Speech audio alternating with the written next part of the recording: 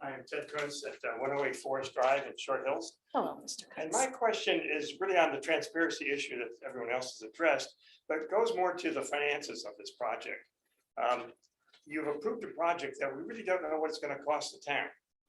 We've got a site that's has to be cleaned up, and I assume the town's going to be responsible for the remediation of that site.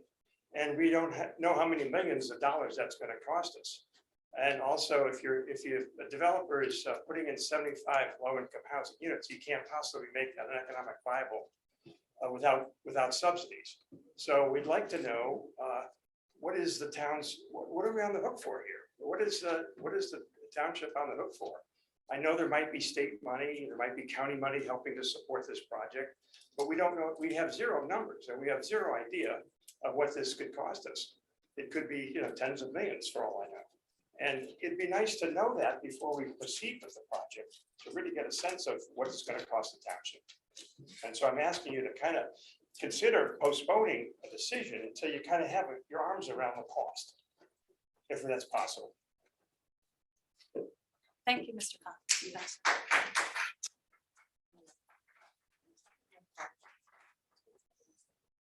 I think this will clear a little bit air here. I didn't ask you.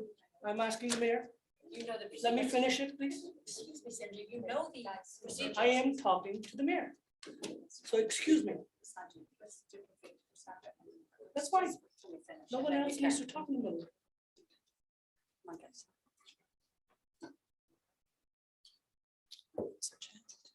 Okay, all set.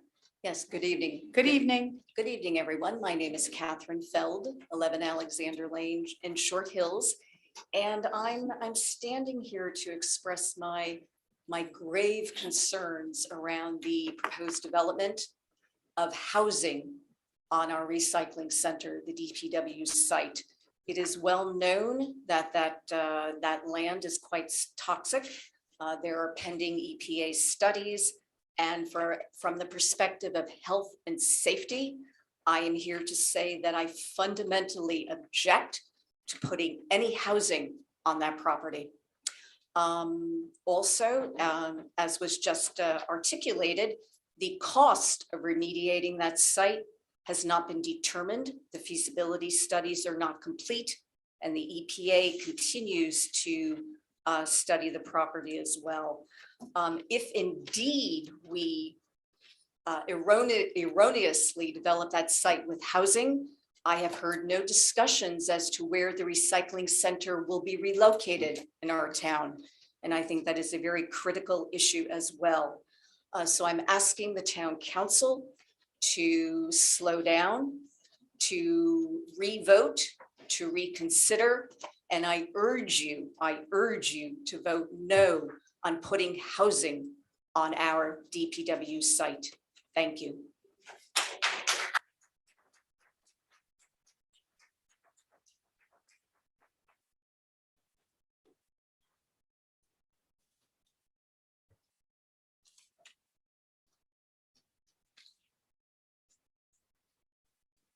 Hi, Good evening. my name is Masa Parangi. I live at 96 Mountain View Road. First of all, I want to thank you all for your service. Thank I you. know you spend a lot of time doing this.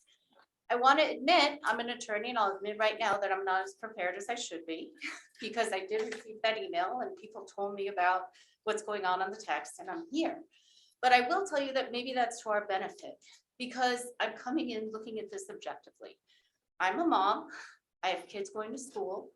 I live in the South Mountain section. And looking at this, I cannot believe that you approved of fully low-income housing on a dump. And I'm looking at this from the outside. Let's go through the reasons. As many have mentioned, the dump is toxic.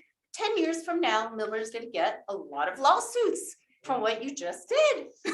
So again, remember that. Second of all, there's a stigma associated with this type of low-income housing, which has been mentioned before.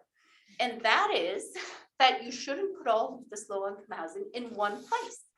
Second of all, it's near town and near the middle school.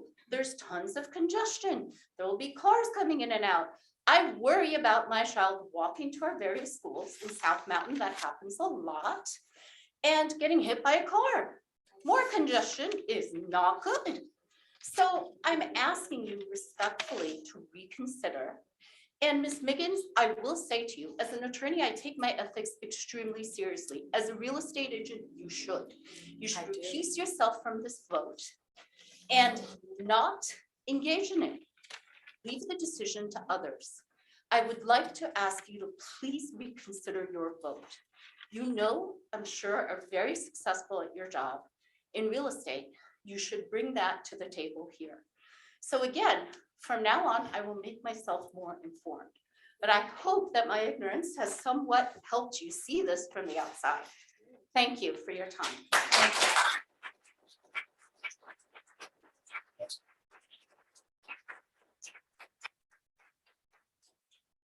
Hi, Greg Smith, 60 Hillside Avenue in Short Hills. Okay. So I just got this text, just yesterday. And I didn't know anything about this. So, I'm not sure exactly what your duties are with respect to transparency, frankly. I don't know if it basically to understand what goes on here, everybody has to go on the Zoom thing or whatever, or whether there ought to be some more formal, notification of what's going on. February 15th is not a good time around here to be taking votes. Everybody's out of town. But in any event, I'd just like to echo what the speaker said right before me. I practiced law for 14 years. I was in-house to a couple of oil companies, and I can tell you things can go south in a hurry. Okay. And, so again, building residencies on a town dump, okay, is potentially a gigantic problem, okay? Somebody mentioned Erin Brockovich earlier, and that couldn't be more true. I mean, it's could be a mess beyond belief. Okay, so I would just urge you guys to take another look at this. Okay, 3-2 vote February. Give me a break. So so I think you guys should take another look at this. And I wanted to ask you if you could, like point by point, as to that particular text, right? Address the truthfulness, okay, of the factual statements, okay? First of all, is it, only low-income housing, and, or below low-income housing? I'm not even sure what that means, to tell you the truth. What really are the standards there? And I think there is legitimacy to the issue of stigmatization, of people, and that's about it. I just think that the public here in Short Hills is just, I just don't get the feeling people are informed about this thing. And I think that, you guys need to do a better job at that. That's all. Okay. Thank you so much.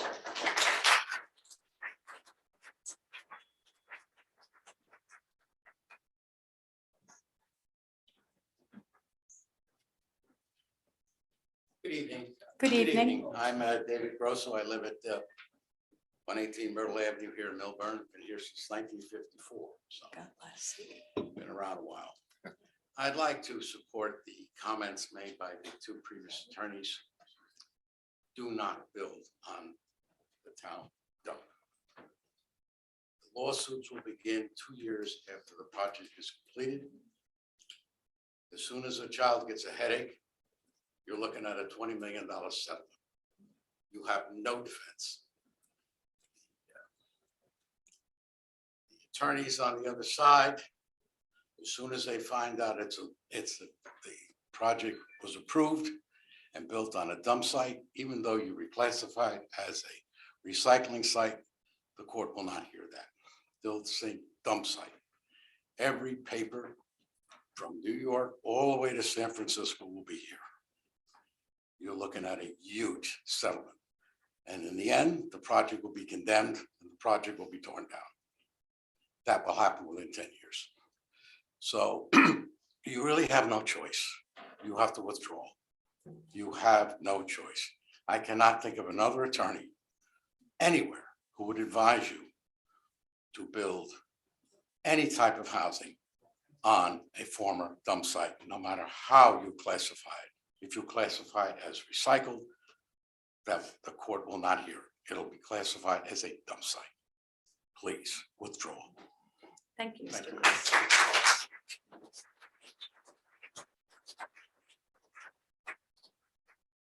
Jess, you want to go to the, Wait, one more. oh, Mr. Carlin.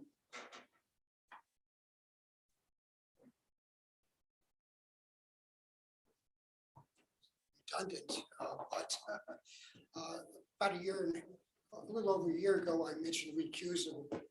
And I don't mean to think that the mayor has any financial interest, but I Thank do. you, I don't. I know you don't. I don't believe you have any financial gain, but just on a technicality that you should recuse. Looking at other cases at other towns where other people in the same positions did recuse, because that's what I do and I meet other towns, as you know. And why not sell it for $2? Why not sell the property for $10? Why not $100,000? Being a real estate agent, why not lease the property? I'm just talking about technicalities there. As far as I believe you mentioned if we don't do this, it would cost us it would cost the township millions of dollars, a quote. How many millions of dollars, one way or another? I believe another member of the committee said, well, we almost have no choice but to go forward. Yes, you do have a choice. And the choice of going forward with RMP this way is really not, in my opinion, the best choice. It's not the only choice, obviously. And I do thank the committee for its fine work. Thanks Thank so you much, very Mr. much. Carlin. Thank you.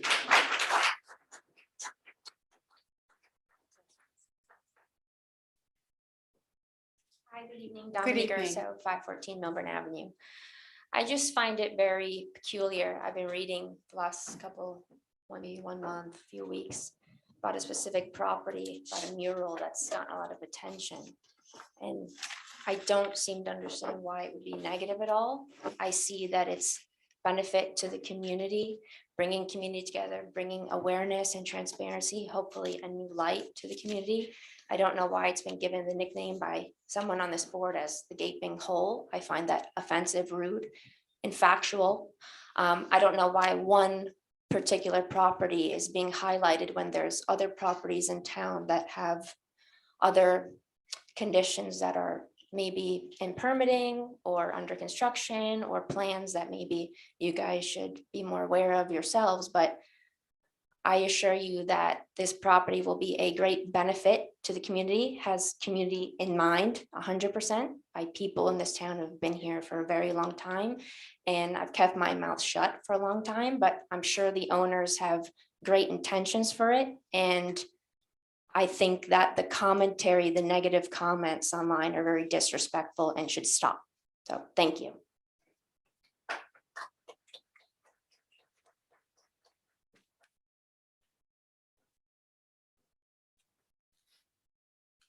Jess? Oh, wait. Mr. Campy. Mike Campy, 55 West Road. I rarely attend these meetings. I too received this short notice about this whole housing and was concerned, came down. I'm a retired FBI agent, much success in the New York division. Hundreds of organized crime criminals were convicted, public corruption, labor racketeering. I arrested numerous law enforcement, including a corrupt FBI agent. Listening to this hearing and what's going on here in this short notice is like a red flag for me. If I was on the job, I'd be digging and doing an investigation. I don't know what's going on. Makes no sense to have some deal already in place. I really think you should revisit this because of the risk to children, the risk to the town, many factors. It just seems like it's very quickly going through a process that makes no sense with the public. That's it. Thanks, Mike.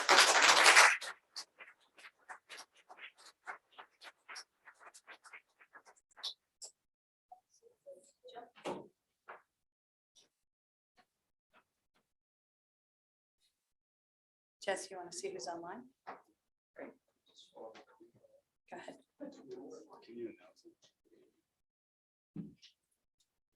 I can't see. Jim, you're on. Jim? Jim, Jim? Hello, Hello? can you hear me? Yes, sir. Very good. My name is Jim Bird. I'm in Hopewell Township in Mercer County, New Jersey. I'm president of Citizens Improving Affordable Housing.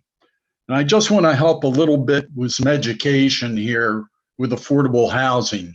1975, affordable housing law came into existence, and that was the Mount Laurel Doctrine. Nothing really happened until somewhere around 1985 when affordable housing brought forward with COA, which is Council of Affordable Housing, came up with Builder's Remedy. And Builder's Remedy is a 20% basis of a square mile basis, not taking into consideration things like quarries, roadways, things like that. And that's why it's not apropos for anyone in any municipality in New Jersey.